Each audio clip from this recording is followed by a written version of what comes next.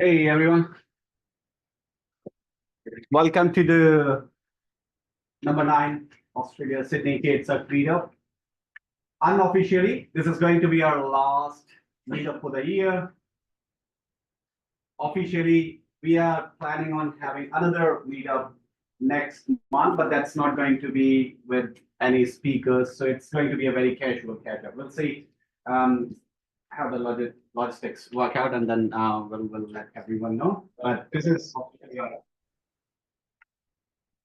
last meetup for the year.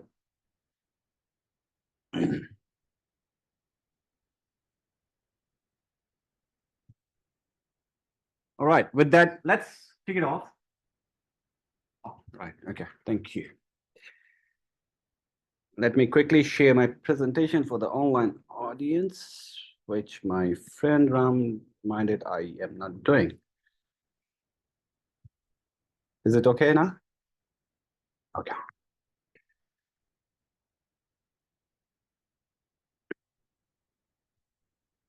Sure. So before we kick off, as always, here's the QR code for the photos folder. I highly recommend you click some photos and please upload the photos to the folder there. Or you can also find others playing your photos, and you can find some of your nice snaps being captured, and you can download the photos there.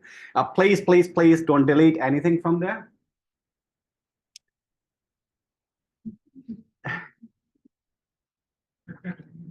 Hopefully, yeah.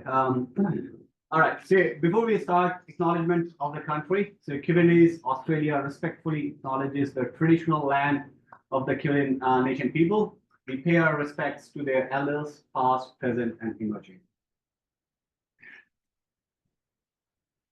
So here's the agenda for today.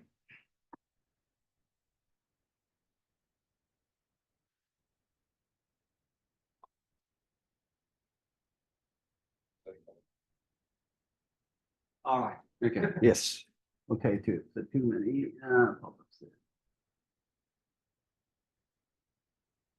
All right. So we'll kick off the event with an introduction to K8SUG community, how we all started. We'll talk about the journey over the last few months, years, and how we have expanded globally with a very big group of volunteers who are exceptionally great in their own field, and they share their knowledge and expertise with the community, and also gain from others by contributing to the community. Then we have two great talks by Faisal. He's one of the organizers too. Actually, both the speakers tonight are the organizers of this meetup alongside me. Then the favorite topic of the meetup is quiz time. So we'll go through a quiz. That's going to be a test whether you are listening to the talks or not. For the quiz, we do run a couple of prizes, and thanks to Dramatic, we have a big prize for the first prize winner. And then it will be open mic, basically for networking and have a chat.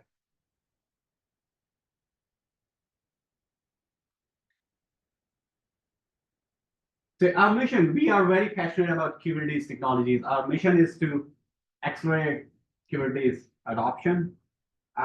We do get speakers from community, from other organizations coming over, sharing their experience and the way they have been using Kubernetes to the next level to get some really great outcomes using Kubernetes as their platform to run their applications. We are learning from each other and sharing the best practices. So I highly recommend for everyone in the room as well, if you have some really great use cases that you are really proud of having worked on, let us know, reach out, and then we would really love to see one of you as a speaker one day here.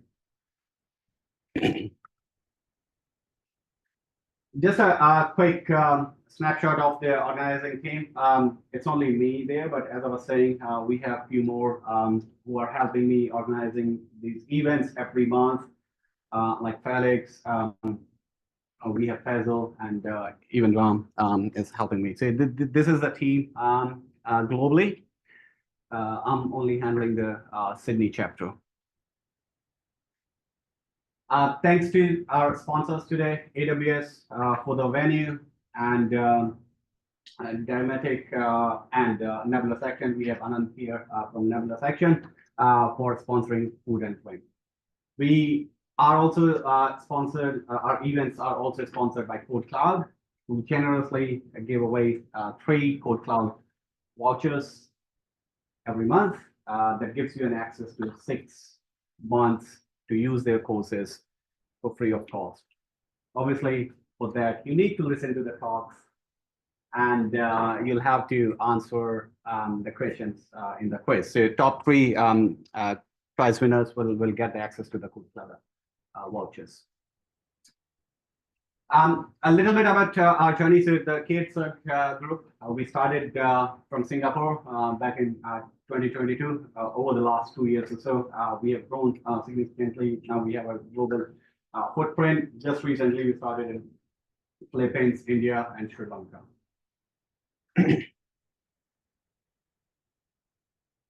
Just quickly, these are some of the upcoming events. So anyone who is really interested in learning more about Kubernetes, so we have the event tonight, which is 21st of November in Sydney. Then there's one in Canada on 29th, 27th in Philippines.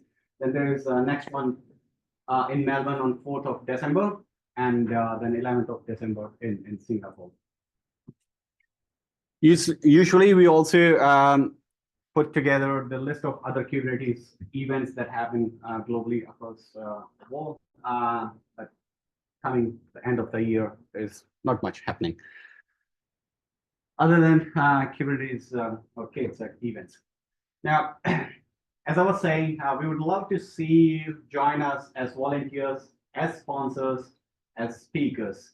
So if you're interested in joining the community as a volunteer, or if you want to share your experience with the wider community as a speaker, or if you want to sponsor our event so that we can have more and more people and run the event successfully, please feel free to scan the QR codes and fill up the form. Follow us on LinkedIn, Twitter, Telegram. Now, just quickly about the Kubestronaut program. So the founder, who is Yong Kang, he's the first Kubestronaut globally. Kubestronaut is a program that was supported, or that was started by CNCF a few months back. There's a pretty straightforward requirement. You just need to pass all the 5 Kubernetes-related certifications from CNCF, which is CKA, CK8, CKS, KCNA, KCSA. I'm just one shy of being a Kubestronaut, actually, just being a bit slagger. So KCSA is the only one that I need to do, but if you do pass all the 5 exams, you are recognized as a Kubestronaut. The photo gets uploaded to their website. Everyone in the group can see you, and obviously there are certain benefits that you get as part of being a Kubestronaut member. And these are the Kubestronaut in Australia. So as I was saying, being a Kubestronaut, you get some benefits, and receiving 50% discount exam codes is one of the benefits. And thanks to all our Kubestronaut, they are also part of our K8SUG family. They have happily volunteered to donate their discount vouchers to the community.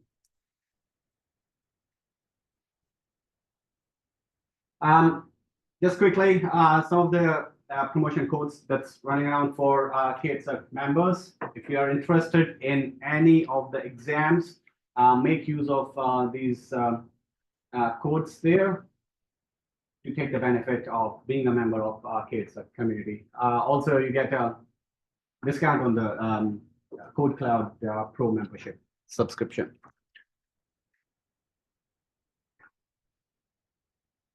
Again, anyone who is interested in attending the container security workshop, here's a discount code for that.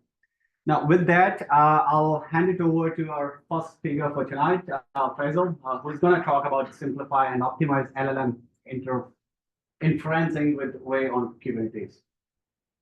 Faisal.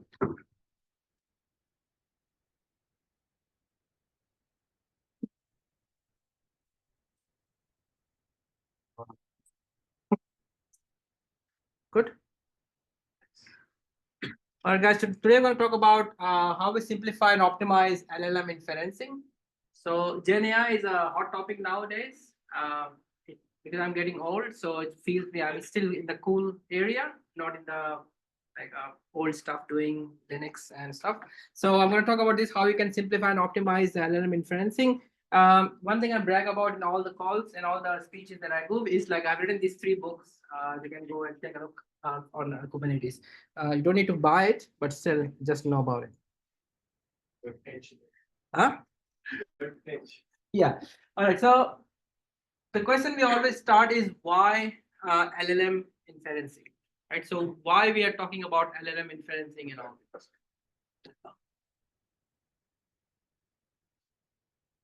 And this craziness.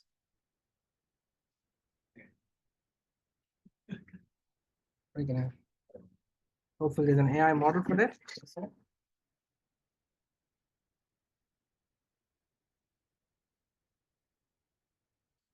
Better? And what is that? Turn off the volume. Click on that or all right, so always start with the why in my speeches is why we're going to talk about LLMs. Because LLMs are everywhere nowadays, even if you see it or not. Move to the next slide, hold on.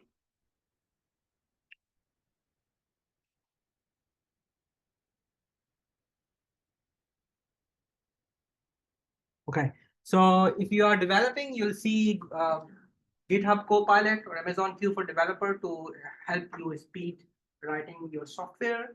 ChatGPT, everybody knows, is using in call center when you make a call to a bank. Or there are lots of other startups like Copy.ai. I put a couple of them here. So they actually help you copyrights. There's a case tech also actually give you business operations. I also was a part of team and did some work with hospitals in Australia.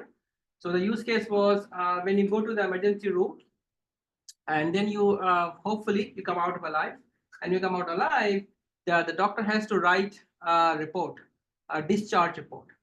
The junior doctor takes around 4 hours to write that. So we help them to gather all the data, your pathological results and all, to help the junior doctor to optimize writing that report, where you reduce the time from 4 hours to under an hour. It's a huge win for everybody, right? Dollar-wise, it may not be that huge win, but it's impact-wise pretty huge win, because so you're seeing more and more what we call it a human in the loop approach. So LLMs are on their own, see in Tom Cruise movies, but in the real world, humans are still involved and doing stuff, right? So that's why we're going to talk about how we can be more efficient with LLMs. We can give more services and more benefits to people generally. All right, so first thing first is, everybody knows about Llama. The models come out of Meta. So they're 13 billion parameter model, basically called a medium-sized inputs. If you run an NVIDIA A100 chip, it gives you less than 1 request per second. Right, so that's a beauty of LLMs. It needs, sorry for the language, shitload of infrastructure to run, right? And what do I mean by shitload? And this is you cannot buy that freaking A100 on the internet anywhere. This is the eBay guy selling for 25,000 Australian. Okay, that's 30,000. I just took a look, right? So see, this is very expensive and give you 1 request per second. So you see why people are worrying about how we can optimize that cost. Very important. If you want to remain in the business, you need to reduce that cost. You cannot do less than 1 RPS with just 30 billion models, right? Llama has a 450 billion parameter model. Imagine how much GPUs you need to have one request across multiple GPUs. So cost efficiency is a clear thing that we want to see in the LLM world to be impactful as we go. So there are a few techniques around the world. I'm not going to talk about in detail, but I'll show you a couple of them. So one is called quantization. Now these data scientists, they actually give fancier names so that they feel smart for us models. So quantization is basically what it does is when you create a model, it's basically weights. It's a floating point number that you multiply by that number. It's called weights. Weights are just floating point numbers, right? Now floating point numbers needs memory to store. You have 32-bit, 62-bit. So what you do with quantization is what it does is actually instead of 32-bit precision, will reduce it to 16-bit precision. That actually reduce the memory requirement by half. There's a very common technique called quantization, right? The other one is pruning. Pruning means, for example, let's say you have 1 billion weights in your model. Out of this 1 billion, maybe 20% of the weights are of no use. You can make it 0. It's called quantization. Is you need to find out the weights that doesn't make sense in the real inferencing and reduce them from the model. It actually reduces the memory requirement of the model itself. It's called pruning. It's not very popular because it's very, very intensive. Quantization is very popular because it's very easy. So that's one way is to reduce the hardware requirement of model itself. The second one, which is more interesting, is called tensor parallelism. So I don't know if you have taken some course, basic courses on machine learning. It's more about just matrix multiplication. So you have y equals to mx plus b formula for a straight line. So you have a weight number, you have input number, you have floating point number, you just multiply and get a third number. That gives you one layer out. Basically, it's called a matrix multiplication, right? Now you see like on the left hand side we have a 2 by 2 matrix, and the right hand side we have 2 by 2 matrix, and the outcome is a 2 by 2 matrix, right? Now this is very CPU intensive work to do. So what the tensor parallelism will do is instead of doing this whole complication thing in one GPU, it actually split that across multiple GPUs. So it takes 2 by 2 to 2 by 1 on the top one. So you can see this one, the green one, this GPU 1, this GPU 2. So you distribute the load across multiple GPUs so you can achieve more than one request per second. But you need to have 2 GPUs. Right, so that's one more concept called tensor parallelism, which actually helps you make LLM more efficient. Right, so these are a couple of techniques that we use all the time. Let's go a little bit, understand a bit more how that the LLM inferencing works. So you know LLM, right? You provide them a sentence and give you the next word out of your sentence, right? You go to chat, everybody knows about it, right? There's nothing new.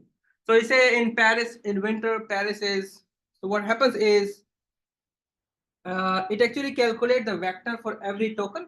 In winter, Paris is, goes through multiple layers of your model, like 13 billion model, 450 billion model, whatever model you want to use, and then give you the next token. Right, so it'll give you in winter, Paris is cold. That's the outcome of that one, what we call one pass of the model. You go through the model first, it gives you one thing called code, right? But in ChatGPT, you keep getting on sentences, right? How does it work? So what it does, now this becomes the input for the second pass of the same model again. So that's why you can see the ChatGPT is a continuous stream of words because it's getting more words and giving the word outcome to you, right? So now what we'll do is like, we'll go through again. Now in winter, Paris is cold. And that's the input for the second run of the model. And they'll give you the output, for example, and. Right? And this thing goes through. Now you see the inefficiencies here? Anybody see any inefficiency here? Yes, just for components. Exactly, because in the first one, you have to calculate the embedding and the vectoring numbers for all these 4. They are same. But the model is actually used to do the whole thing again. Because they need to do the whole thing to understand the second outcome. So first, what we did is, before we that, I'll just show you some numbers. Oh, somebody's the next slide. Okay. So what we did is basically when we calculate the vectors and embeddings for the first 4 tokens, we have to keep into the cache, right? And next time when inferencing happens, we say, okay, you don't need to calculate this thing. We'll give you the output that we have secured in our cache, which is in winter Paris is, right? So what it will do? What it will do? It will improve the performance of the LLM. It will be faster, right? Because it doesn't calculate. But in architecture, we say, like everything has a pros and cons. What's the con in that approach?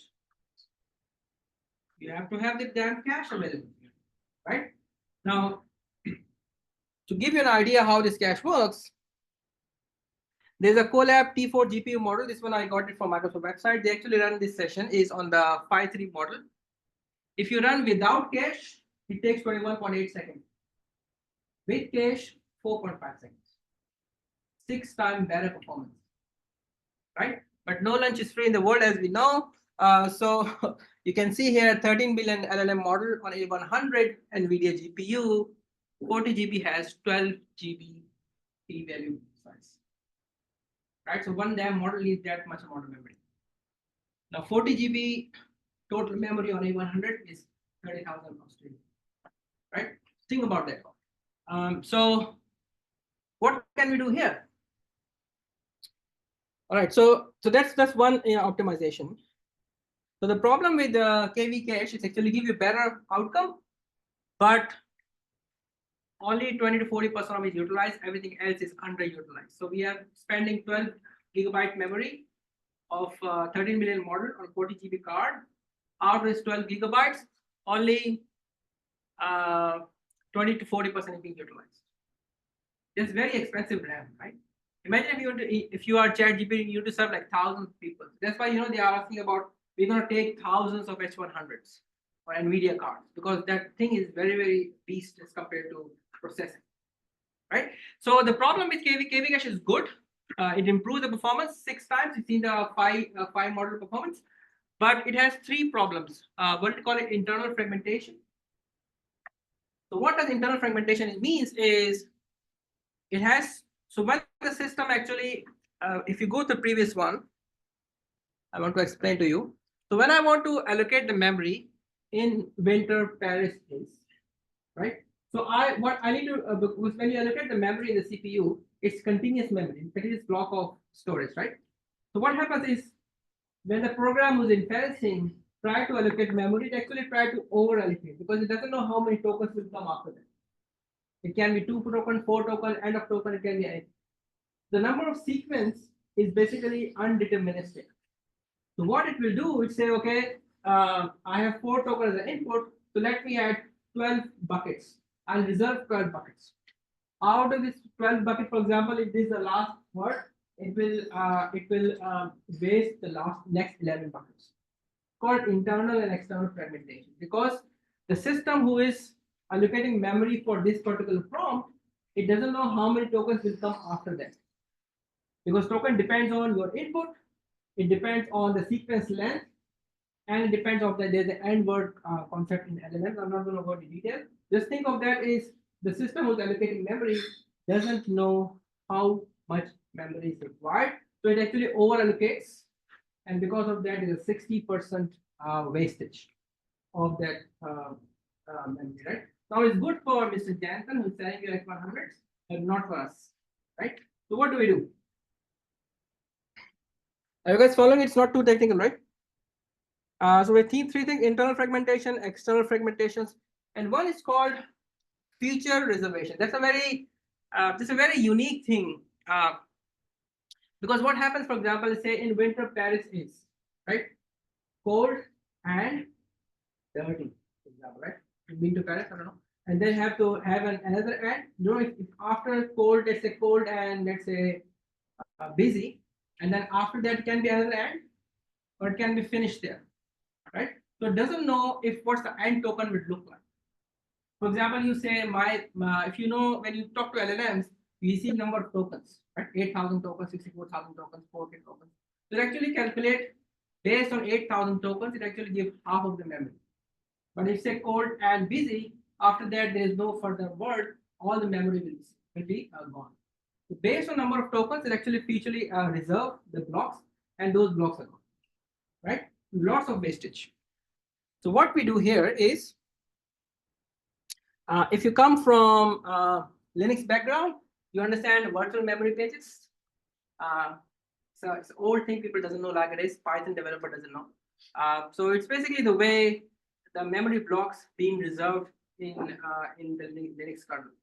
So we have the same thing, but the fancier word for it is called paged attention, right? So instead of, you can see here now, it actually getting the memory in the blocks like 8,000 tokens, 4,000 tokens in a continuous block. What it does, it actually creates blocks of 4 or 6 tokens, right? So you one time, for example, for the first request comes in, instead of allocating 8,000 blocks, it's say I'm going to give you only 4. Okay, 4 blocks. And if you need more, then allocate 1 more. So now they are discontinuous pages in the memories, but for you it's continuous because there's a virtual memory block in there. You don't need to understand too much in the detail. Just think about that is what it does. Instead of allocating, for example, we have 4, 8, 10 tokens here, right? Imagine this is a 16 token long thing. So originally, KV cache will include 16 tokens, right? Out of this, 4 will be lost in this scenario. But here, it actually gives you a block of 4 always, right? They're non-continuous in the memory. So what ultimately what it will do is, if you need 4, it will give you 4. If you need another 1 to give you more 4, then you get another more, you get 2, 4, but you get only 2, right? So the wastage is only 2. Instead of going 8, 16, 64 wastage is only 2, right? There's nothing to do with machine learning. This is a virtual memory concept in Linux kernel and Windows kernel. We apply to the machine learning. So instead of allocating sequence of tokens, like a long sequence of 16 tokens, I put 4, 4, 4. So I put on demand. If you need more, I'll give you 4 more. So I'm giving you 16 as a whole. You tell me, okay, give me 4 more, I'll give 4 more, 4 more, and 4 more. So basically, that will help me reduce that that wastage of KV cache. So benefit, you can see here, Orca is one of the most popular inferencing engine. You can see here, it's a paper that actually talked about page attention. You can see on the left-hand side, 57% of the memory is going to internal fragmentation, right? Or 13% of the memory for power 2 machines going to internal fragmentation. With page attention, you are able to use 97% of the memory. That's one of the biggest benefit you are getting today. Paged attention. Now it's a very fancy name. I don't know why the hell they come up with page attention thing. It's just a virtual memory. If you want to read about that, just read about how Linux use virtual memory. You'll understand how it works. So it's basically splitting one continuous block into smaller blocks and allocating on demand. And that actually gives you 97% usage of that expensive memory, right?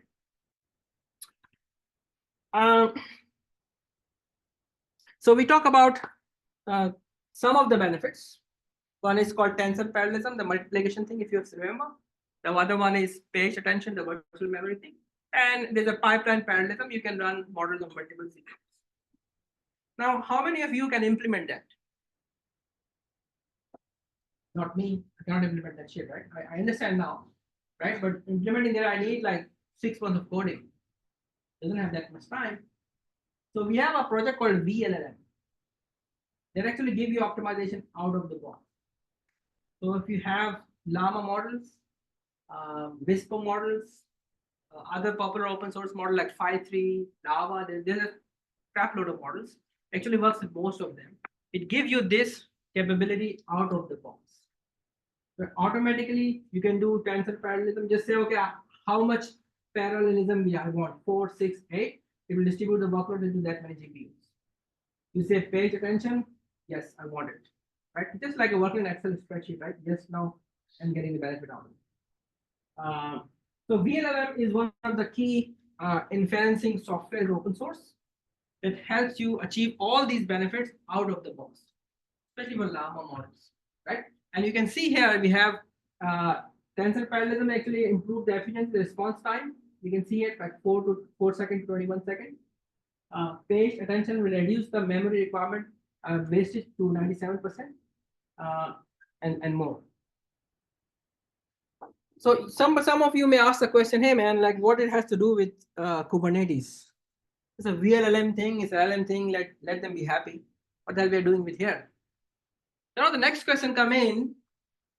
Now Llama, the Meta guys release a smaller model, 1 billion and 3 billion, 3.2, the smaller models, right? Imagine the bigger model is 450 billion parameter. This is 1 billion, 3 billion. So it's called smaller models, right? And they have an inferencing engine called Llama.cpp. The Llama engine that works on CPU. VLLM is for GPU parallelism, page attention, and all that. But now we have smaller models. They run different kind of engine to run my model. It's called Llama.cpp. So, okay, I understand VLLM, but now I want to understand Llama.cpp also. So as more and more models will come in, the complexity of different inferencing will come your way.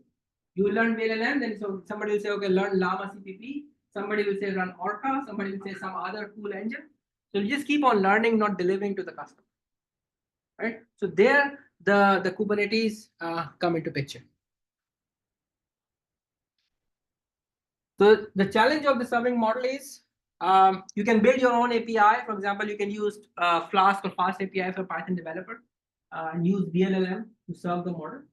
But that's only work for VLLM, right? You're stuck if you want to do a Llama.cpp. You have to do the whole thing again.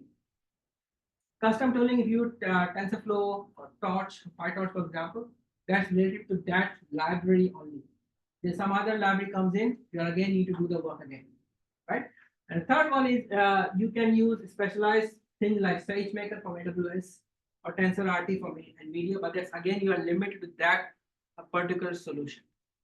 So to the challenge here is there are multiple inferencing engines. They're providing multiple way of optimizing running your machine learning models. How do you cater for all of them in one go? That is the problem we're trying to solve. You guys understand the problem now? VLLM is one cool thing, but there's many cool things like that, like Llama.cpp, right? Either you write yourself, which is not scalable because you have to do everything every time the new engine comes in, or use custom tooling that's limited to that tooling, or you can use specialized system. As an AWS person, I encourage you to use SageMaker. My boss need a boat, but specialized system will actually lock you in, right? So you want to see what's going on. So what we do here is that's where the thing comes on, and it's called a product called KubeRay. So KubeRay is a Kubernetes controller that actually helps you Ray servers. So what does Ray does? It actually provides you a common mechanism to use any of the inferencing engine in the same way. So Ray provides the auto scaling, Ray provides the scheduling, Ray provides the observability. You want to run VLLM, you do the same way. You want to run Llama.cpp, you do the same way. So Ray on the top provides you that common layer. It's called Ray serve, and actually serve model from any engine of your choice. And other factors like, for example, you're not going to serve your model on your laptop, right? You need to serve to many customers. You need to scale, you need to observe, you need to authenticate and authorize and do other stuff, right? So Ray actually gives you all that capability. So Ray is solving that problem of for you to pick the right engine for your model. And don't worry about day two problems like scale, business logic, and so on. So KubeRay, what it does is KubeRay just help you run a Ray cluster. So if a Ray cluster actually runs multiple models, so KubeRay is a way to run the Ray cluster, and Kubernetes is the one that actually gives you the orchestration behind it. So for running all the clusters, you need GPU, you need CPU, you need auto scaling, you need elasticity. All these things come from Kubernetes. So now you understand, like Ray solved the problem of giving you a common layer to run any inferencing engine. And Kubernetes solved the problem of giving the right resources to the Ray cluster on demand. So when you work with these two together, you can solve any type of inferencing engine with you. You guys understand that? It's very simple as that. So that's why Cube is very, very important here. One more important thing is actually give you a separation of duties. So the data scientists still write their inferencing code using their engine of choice, VLLM, Llama CPP, Orca, whatever, using their Python code, .py file, right? And infrastructure engineer will actually allocate resource using the right GPU using Kubernetes. So actually, this KubeRay provides a bridge for the infrastructure people to work with data science. Data scientist doesn't need to worry about scale or hardware or boring things like that. Or infrastructure engineer doesn't need to worry about machine learning, which is like not our domain, right? So that's what KubeRay does. So Ray provides these benefits, health check, infrastructure dependencies, fault tolerance, and so on. All right, so this is just give you a summary. So what does problem Kubernetes solve? Is solve you if you want to run, for example, if you remember tensor parallelism, you need multiple GPUs. Who will distribute the load to multiple GPUs? How this multiple GPU will be networked together? Kubernetes will do that, right? And very important thing is if you're running multiple GPUs, the code exactly need to be the same. Python libraries, the C libraries, the NumPys, the C Python, the GCC compiler. The best way to do that is using Docker today, the same file, right? That's why Kubernetes is one of the best things to run that kind of software as you go. And Carpenter is one of our AWS project that actually give you resources on demand. I'll demo you after that. So Carpenter will help you scale out and scale in. So that's the Kubernetes part. And Ray provides the end-to-end control for inference lifecycle. So when you are hitting the machine learning model, a lot of time you have to do data validation, some business process for other systems. So that is not part of LLMs. So you have to do it in the code. So Ray provides you same area to do end-to-end inferencing. It provides batching. Batching is also a very popular technique to optimize the hardware. I'm not going to talk about that. And it enables you to switch the runtime. If you want to compare it from VLLM to Llama CPP, you do that. Okay, so that's basically the gist of my talk. Any questions? I'll show you the code because that's what Linus Torvalds says. Talk is cheap. Show me the code. So I'll show you the code to see its work, hopefully, and then we'll take it. Right. So any questions? Can you run like GPUs and 100%. I didn't know that. Oh, Yeah. what are you talking about, man? So how does? Okay, so let me share my screen. Can you guys see my screen? Actually, now I cannot see my screen now. Hold on, let me find out. Hold on.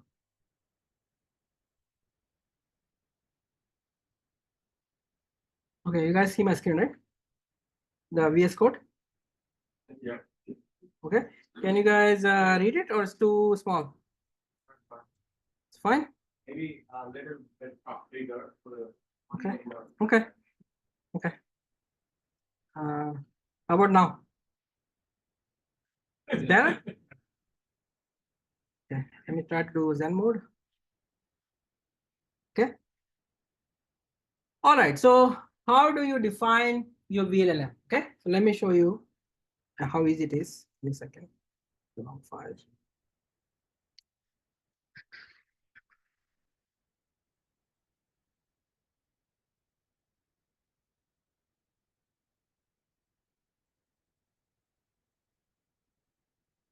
All right.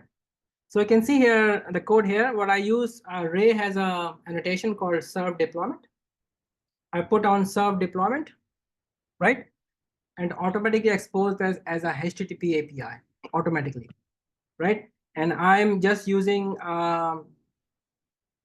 VLLM class here. That's it. So VLLM gives me a Python class. Remember VLLM for tensor parallelism and page attention and all that? Give you a Python class. I just use a VLLM class here and expose that as an API on this location. It's Open API compatible and expose this as a HTTP API. So the data scientist can run this code on his or her laptop, right? And then this code can scale automatically by Ray on the Kubernetes. So that's the whole point of this this talk I'm talking about, right? So now, if you want to run on Llama CPP, if you want to change the runtime, you can see here the annotations are same. You say I want to expose my code, right? But instead of Open API class, I'm using Llama class. As simple as that. So the data scientist will use the engine of your choice to make sense for that particular use case or the model. And then Ray actually will take it from using these two annotations and scale it for you, right? So let me show you how does it look like. So this is my, let's say, Llama model for GPU. I say number of replicas to 1, number of CPUs to 2. And if you guys remember tensor parallelism, it's as simple as that. I just say I'm going to use 4 GPUs because my model doesn't fit on 1 GPU memory, right? And Ray and VLLM will do it automatically for me. It's as easy as that. Except normal parallelism, just I use 1 because I want to show something else somebody else, but you can all control it from the value, right? D type is the data type. So you want to use float 32, float 60, half means whatever the model is, reduce it by half. So reduce the memory of the model, right? And the max model. So you can see here, VLLM, it makes it easier to consume the model for you. Just write that class and provide the model name here on line 46. It will just deploy that model and start using it. Okay. And then what Ray will do is, Ray has a concept of head nodes and worker pods. I'm not going to go there, but you can see here, you can say how many minimum and maximum replicas you want. Ray will auto scale your model as on demand. So for example, it's running one model, 10,000 calls comes in, it will go to the Kubernetes. Kubernetes gives you more machines with GPU, and it will just deploy the model there and actually automatically distribute the workload there. So the data scientists just write their own Python file, if you see there, right? And from there, everything else is taken care for you by Ray and Cube, Ray and Cube. Okay, a quick demo time. So I have 2 examples here. Let me quickly show here.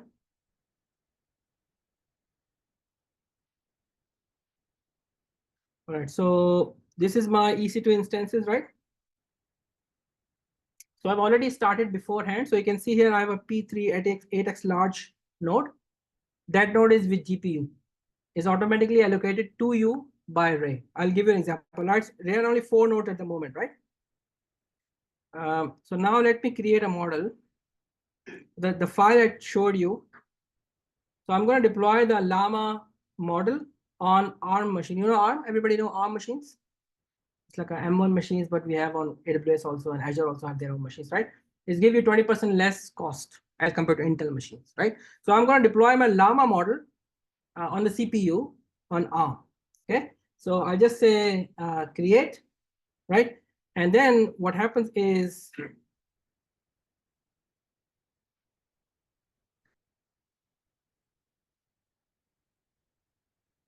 you can see here actually the 2 pod has been created by my KubeRay cluster in 9 seconds, right?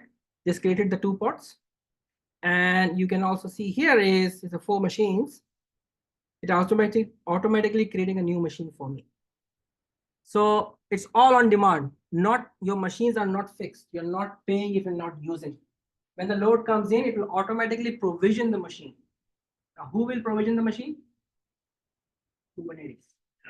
It's not Ray, it's not VLLM, not the data scientist, infrastructure people, right? The way that they pay my salary. So I have more machines as possible, right? So that will automatically provision that machine. And then let me show you quickly a couple of things, and then I'll just give the thing here. Let's wait for deploy. So you can see here the head node is deployed. So there's like a control plane for the Ray cluster, and the actual worker node is being deployed at the moment, right? So under maybe 2 minutes, it can auto scale your model. So it will save you money from only on-demand usage. And this one is CPU. So if the data scientists want to use GPU, they'll use GPU Python file. If they want to use CPU, they will use the CPU Python file, and everything else around that, running in production, packaging, scaling, write hardware, observability that's come out of the box using the same way. So that's the value of Kube and Kubernetes for you. So it's kind of let's wait for running. So it's running at the moment. About the time I'll show you here. So I run something beforehand. So you can see here, this for example, observability that comes out of the box. Okay, observability that comes out of the box. So that's Ray will give you all these capabilities: how much request, latency time, number of pods, and then just give you one call here. So now it's running, right? And if I do a curl call, so I just say prompt, what is your name, to my model. Hopefully it's running. Just 2 seconds. I've been asked to stop it, so give me a second. So I'm running this thing now. And then you can see I got the response back. What is your name? The response is I am a computer program. So that's automatically in the Llama, you just deployed using one YAML file with your Python code. It will automatically scale as you go. The last thing I want to show you here, if you want to go to Ray Cluster, so Ray Cluster will give you all the benefits. For example, you have Llama CPP deployed, and you click on that, it will tell you how many replicas you are running here. If you click on that, so it can tell you how much CPU you are using, how much memory you are using. So all these things come out of the box. And if I just scale it using one more last thing, I have a Python program that actually starts sending thousands of requests. So after a few seconds, it will. You can see here it will automatically start adding more replicas here. So that's the benefit of Kube and running VLLMs and Llama CPP on Kubernetes with Carpenter. So you have everything on demand and the exposure. So thank you guys. Sorry I took a little bit more time, but I'm passionate about that. So thank you. Is that all working? Okay, cool. Oh, well. Okay. Again, thank you, everyone. Oh, sorry. Yeah. Sorry. Okay.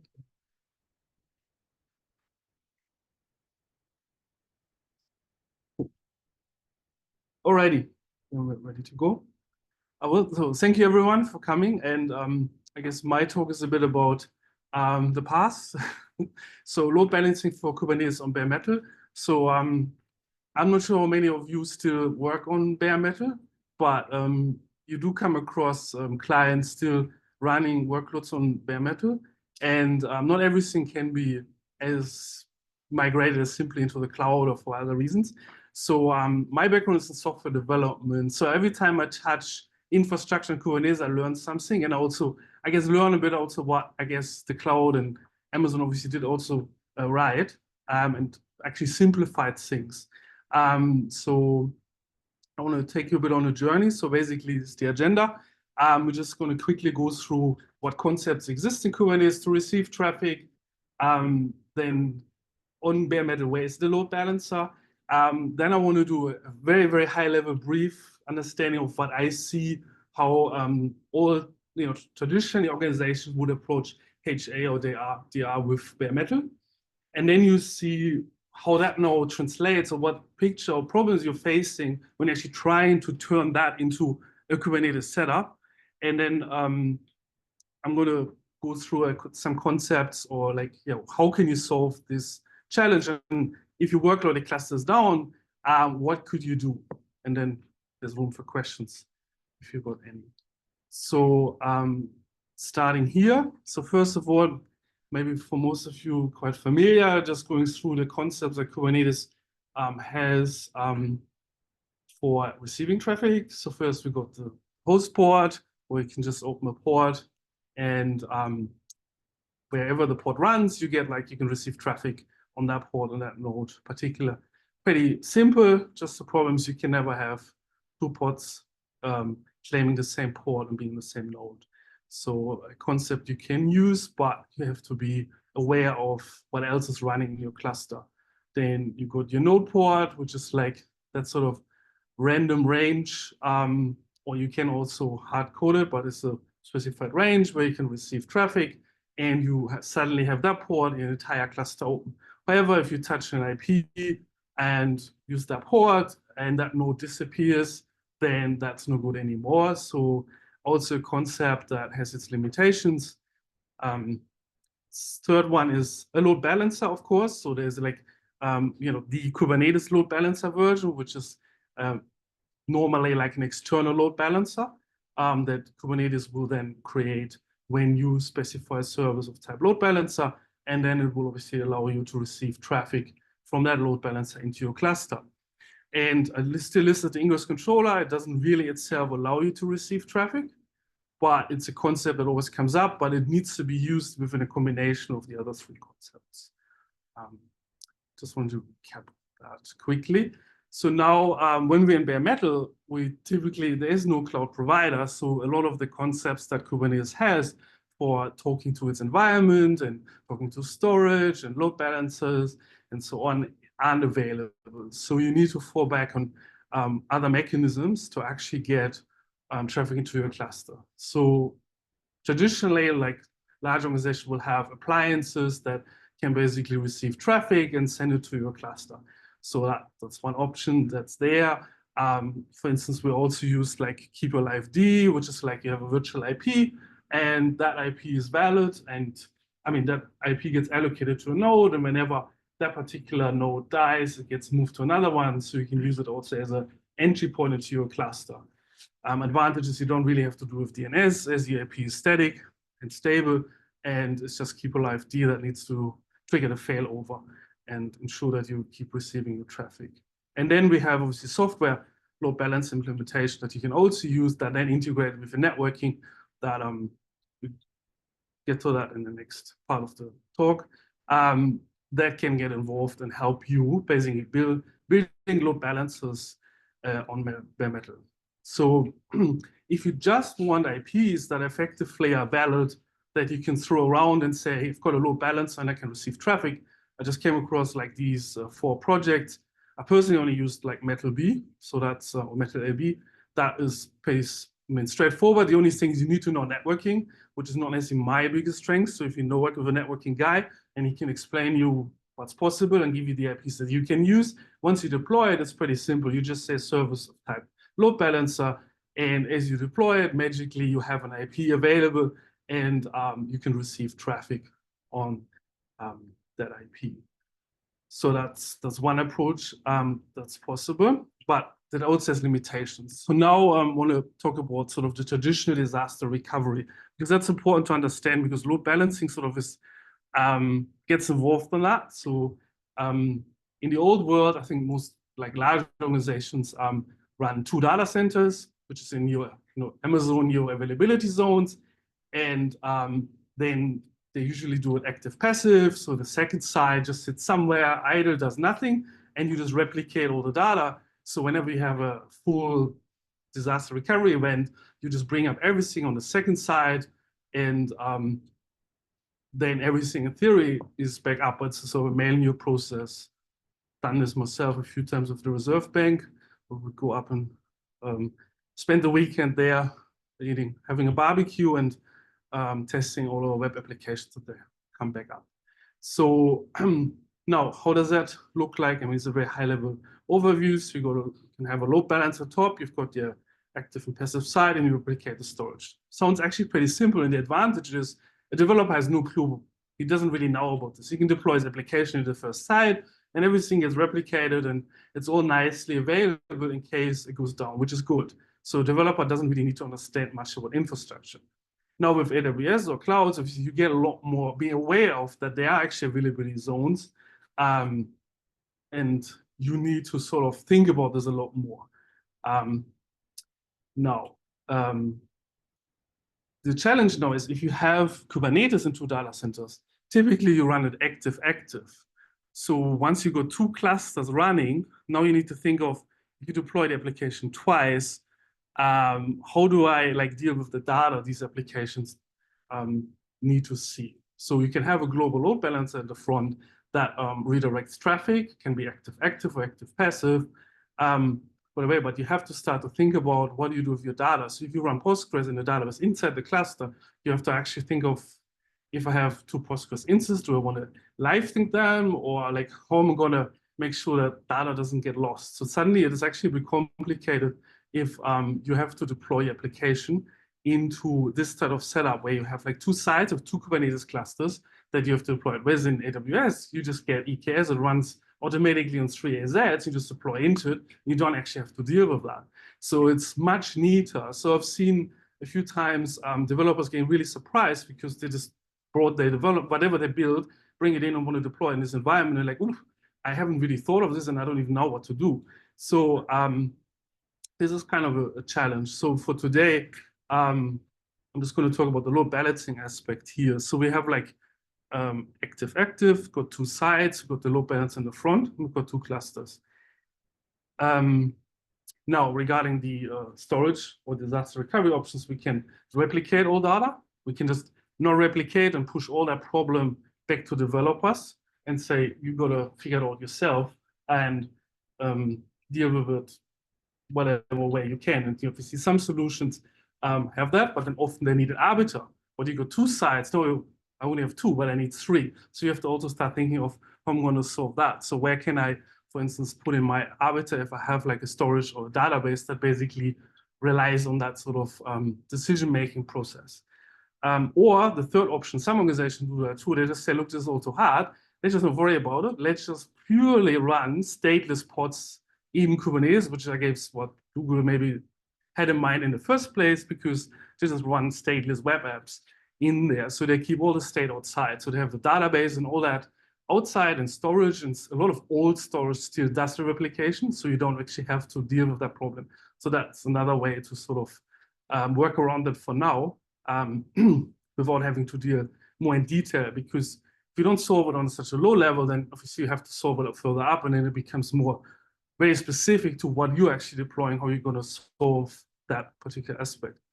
Now for today, and what's also new, and I came across this, it's been around for a while, but I think in Kubernetes still evolving, is the concept of global load balancers. So you can obviously buy solutions or there's appliances, and they become also more friendly to Kubernetes. So I saw recently one where you just define custom resource definitions in your cluster, and as a way of that, there's an appliance, it will automatically do all the configuration outside. And then from your end, it's as simple as, a load balancer gets provisioned in AWS, it gets provisioned in your private cloud or bare metal environment.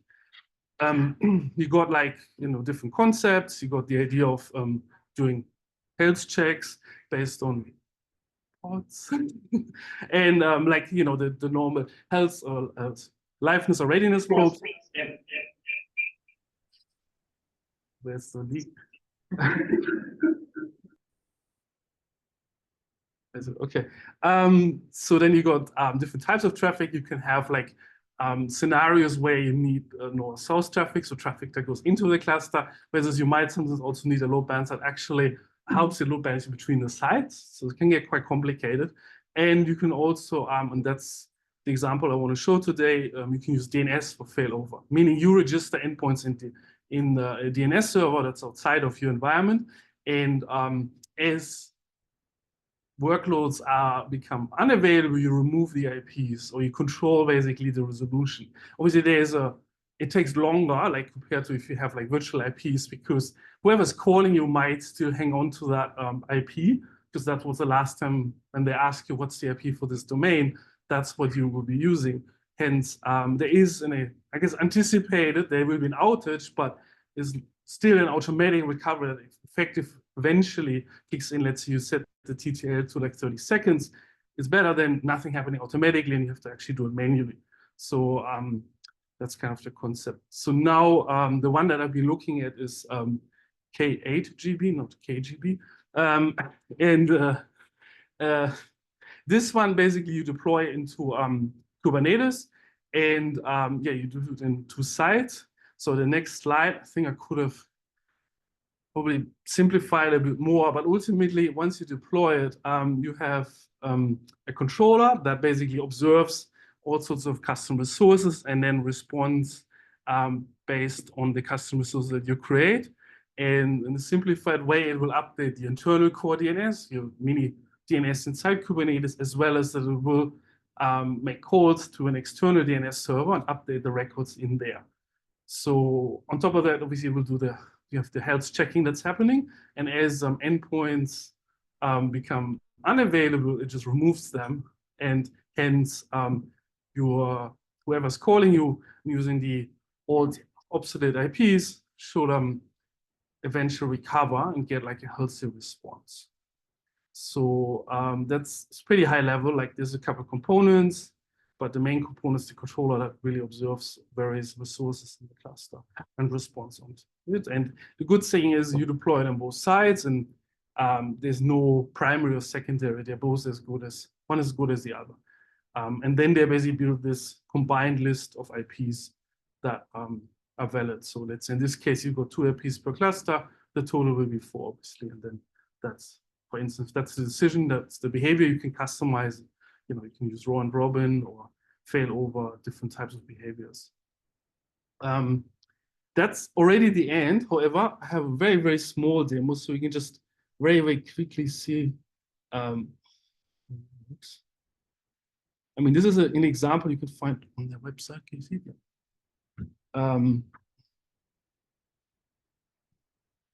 So in this case, it's probably like a local DNS server that I can query. It gives me 4 endpoint IPs, and then I guess no surprise, I just scaled on, in this case, everything from one cluster. Since all this demo designed, then it will still give me 2 IPs back, but for 30 seconds, you have to do something else. Then it will eventually remove these IPs. And then the failover has happened. Yeah, here we go. That's it. Not particularly impressive, I guess, to look at, but once you actually see that all working, it can make a lot of people happy. Okay, yeah, so that's in a nutshell, I guess, everything I sort of recently worked on in terms of load balancing on bare metal. Thank you. Almost like 2 extreme ends. What? When you say support, but I'm gonna put a name on. I probably start as you make it from temperature, but once you make it happy, the external DNS server can also develop it. You can actually pull everything with you know, you can make it for pretty much any DNS server updating it. Not necessarily just even that. Awesome. Thank you both. I think those were some really interesting talks. So with that, we're gonna run a quiz. But before that, I'll probably pause for a few seconds here. If anyone wants a Wi-Fi connection, feel free to connect to the Wi-Fi, because you'll need to. Yeah, sure.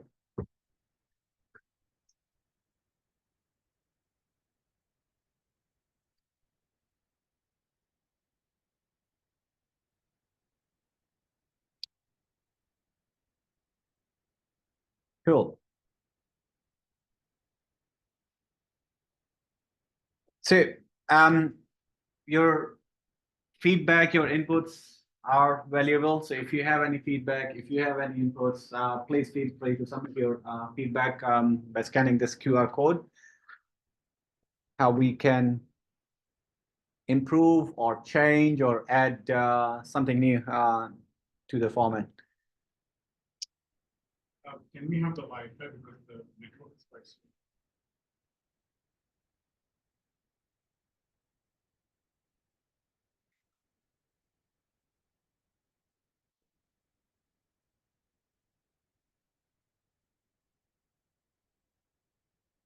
Oh, my bad.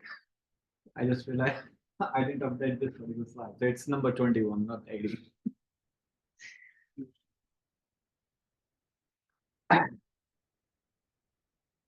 All good? Everyone connected? Cool. So as I was talking about, so we have free 6-month Code Cloud access vouchers as a giveaway. We also have 50% off Kubernetes exam code vouchers for our winners. We have a lot of swag that's lying here. So after the event, feel free to come and grab some. And thanks to Felix and the team. So we have.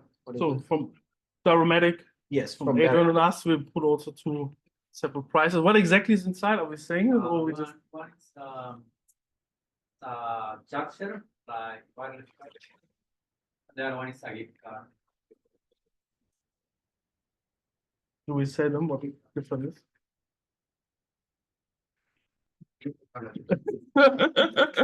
So now is going to be a time to test out your knowledge and see how attentive you are when the sponsor was actually talking. And afterwards, we'll wrap it up with group photos. With that, I'll bring up the quiz. Give me 1 sec.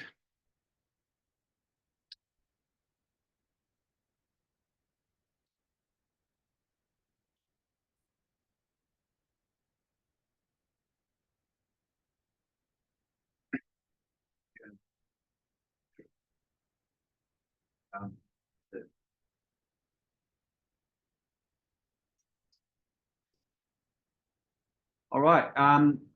So we'll give everyone some time to scan the QR code, log in, and then we'll kick off in about 30 seconds.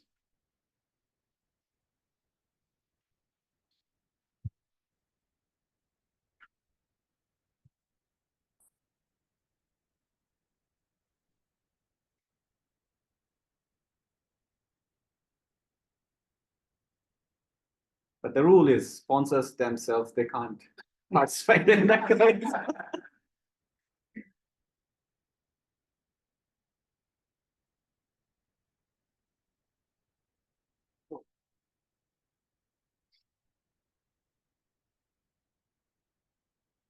Eight people, 7, 2 more.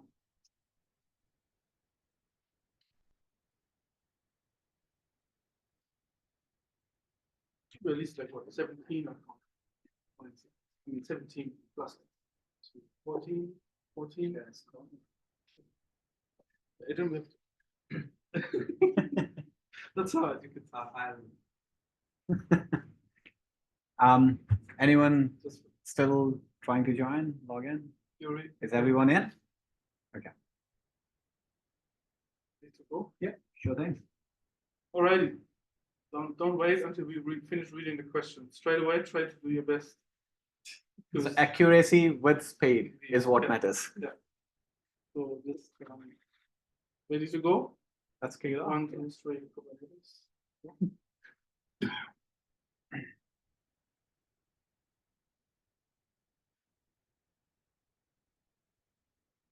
Ray works multiple types of inferencing engines such as VLLM and Lanka CPP.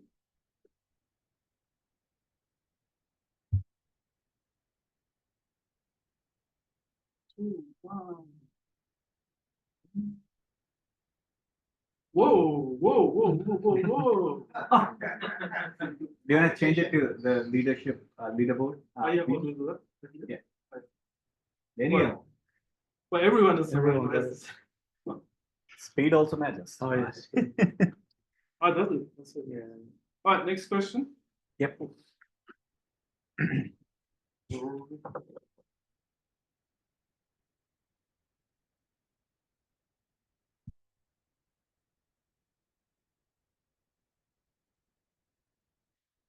You're not allowed, Faisal.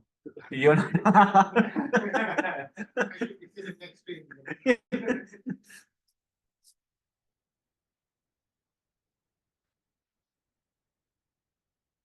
Wow. Okay. So 12 correct.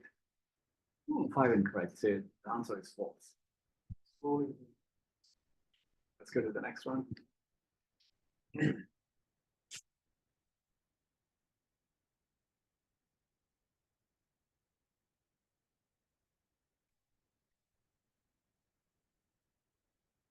Page attention is a mechanism for splitting methods. Memory.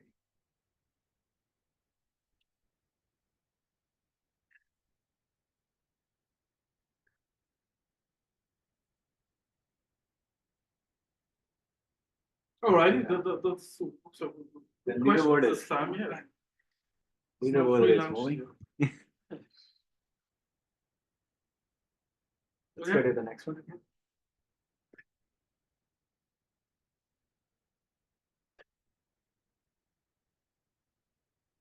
VLLM supports running smaller models on ARM processors.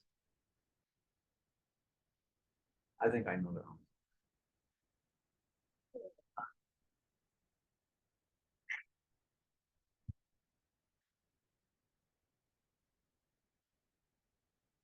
The CRM. Is that a real name? Oh wow! So no one got it correct. Wow! Or did I mix up the correct answer? No. Okay. Right. Okay. That was interesting. Oh, you know it. Uber is an operator for unmanaged instance.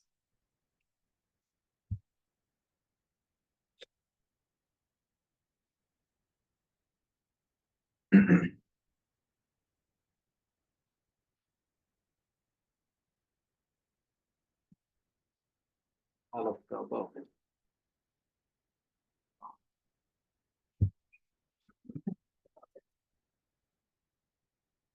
Yeah, now we change the leave the land of language models and we enter the land of Payment. Yeah.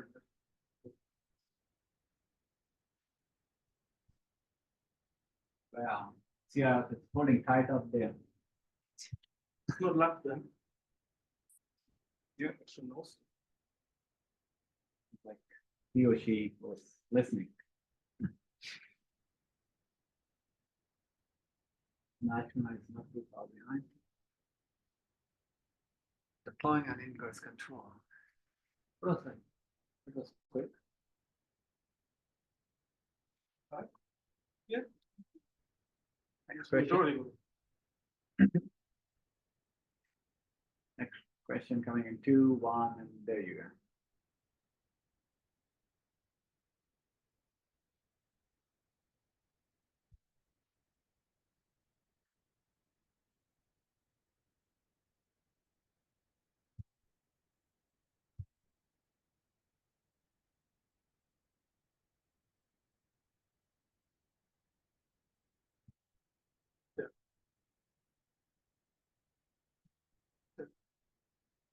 Looks like CRF wasn't listening to your talk.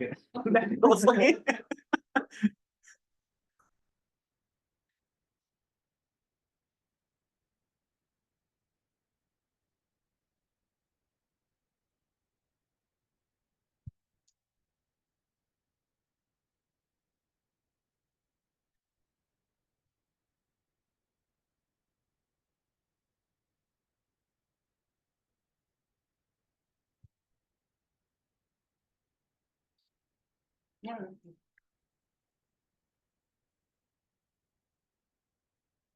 It's back in the game. Wow.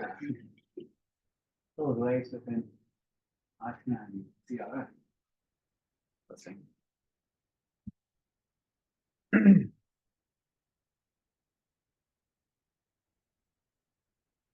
What is the difference between host port and node port?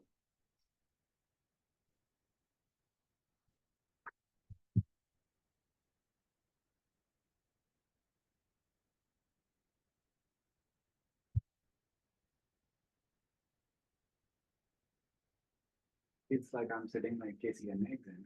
Yeah, true. Some of I hope I mentioned talk something generic. I think I tried to mention. Okay. All right, everyone. So here comes the last question. Now this is your chance. CRF, Evan, Kevin.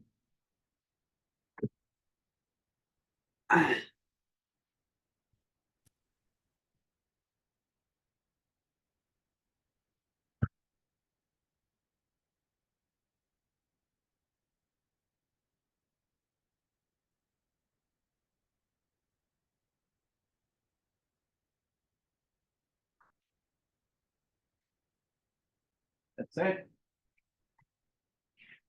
Awesome. So we have the winners here. That was the last question, right? Yeah. Any other question you can ask me? I'm not sure. That's it. Awesome. So, let's go to the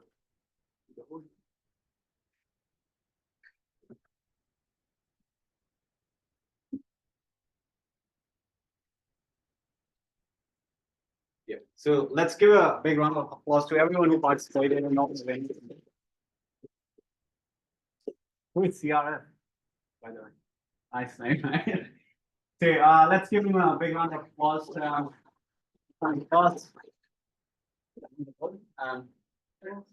Don't be shy. I mean, I can still be shy, but I guess you want the things first. Thank you so much. No worries. Thanks. Congratulations, Mike. Thanks, thank you. Yeah, man. Thanks. Excuse me. Oh, Oh, yeah, sure, yeah. thanks. Our second prize winner, MKV. What's your name, mate? Sorry. Raham. Raham. Thank you so much. Facebook or social media. Thank you so much.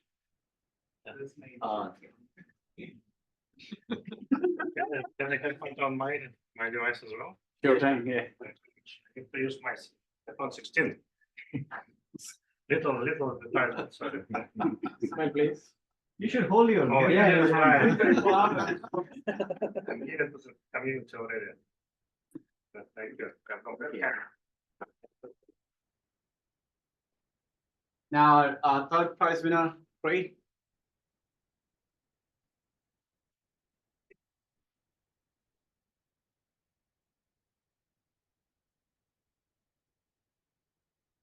Congratulations. So you have two options. You can either choose the 50% code cloud, 50% Kubernetes exam discount voucher, or 6-month code cloud access. I got the first one last month, so I didn't have the second. Okay. The code cloud, I think. He's getting them all, catching them all. Yes. Yeah. Yes. It'll be a Coops and look for other meetup. Yeah. Yes. Yes. Soon.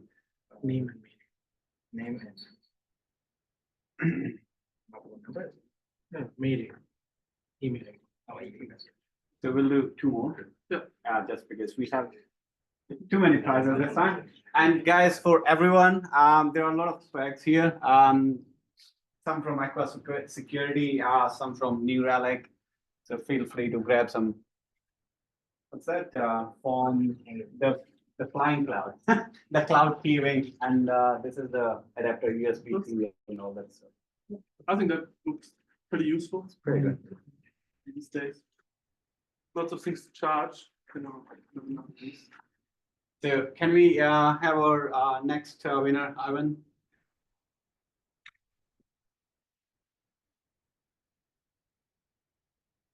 Congratulations.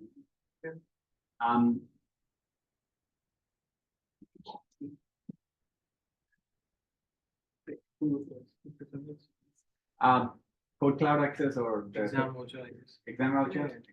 Just- Names. And now we have our next winner, Lucky.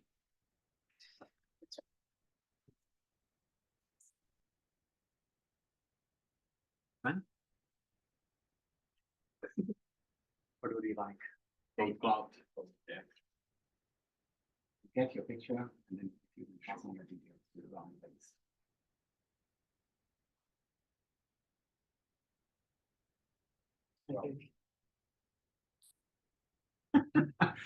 Yeah, just pass on your details to him. That would be great. I guess that's pretty much it, everyone. Thank you very much again for coming over. Hope you had a really interesting time. Hope the talks were interesting. And yeah, before anyone leaves, we'll just have a group photo. And if you want to grab some swag, feel free. And the after party. We usually go the art house, so if you want to stay around, go there. They're usually quiet on the first day, I believe. There was a bit of live music, but I think it wasn't very noisy last time. So that's that. If you feel you want to take a pizza home, have a look. There's still I think some left. This time we order the smaller boxes, so it's also easier. Easy to carry. And yeah, again, please tell us what talks you want to hear about. If you have something you want to share, come please forward, and you can also design your own quiz. So, yeah, it would be amazing. And of course, tell all your colleagues and friends, also your family, but I don't know if they're interested about this, or at least explaining why you're not at home yet. And then, yeah, hopefully to see you all again, and all the other people who want to tell about this. And we obviously put all this on LinkedIn. If you could share all this, I mean, that would be appreciated because that's just going to be, go viral pretty quickly. Yeah, obviously, again, any feedback is welcome. And good to see you all again. Hey guys, there's one thing, we are hiring AWS for containers and so as. So if you have somebody, Thanks for reminding Faisal. So this is also we do every month. Who wants to get hired and who is hiring? So if your company, if your organization is hiring, please feel free to let everyone know. Come over, or if you want to get hired, please come over and just very quickly, 30 seconds, give a very high level overview of your skill set and what kind of job you are looking for. And very last one, let's just say our business and their business sponsored today's event. Obviously, we would like to hear more about we do or what we can do. Obviously more than happy to do brown bag sessions or whatever it is. Like small, medium enterprises. And I also, before we wrap up, want to give a shout out to both the sponsors, Efren and Anant, from Nebula Section and awesome. Good for the time. Okay. Thank you, everyone. Here, so as I was saying, we'll have a year-end party. Right? We'll let you know where the event. Hope to see you guys again before we do that. Yeah. I'm trying to get a venue. one word of application for the